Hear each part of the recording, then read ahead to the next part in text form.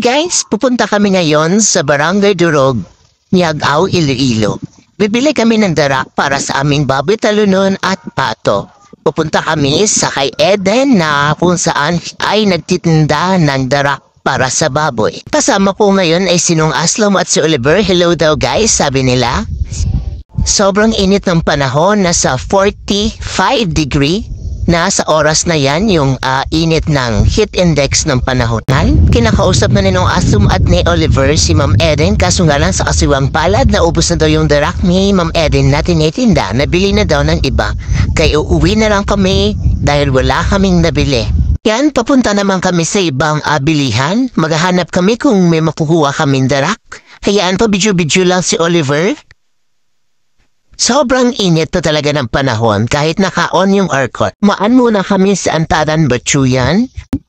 Ayan, si Oliver yung endorser at binabasa niya. Ewan ko ano yung pinagsasalita niya dyan.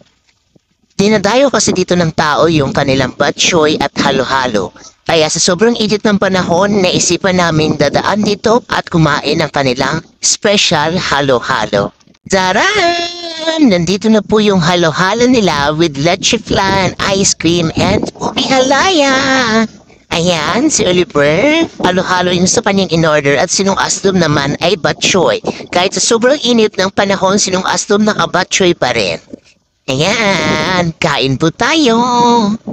Talagang 60 pesos lang po, meron ka ng halo-halo na napakaraming sahog po. Tara, kain po tayo.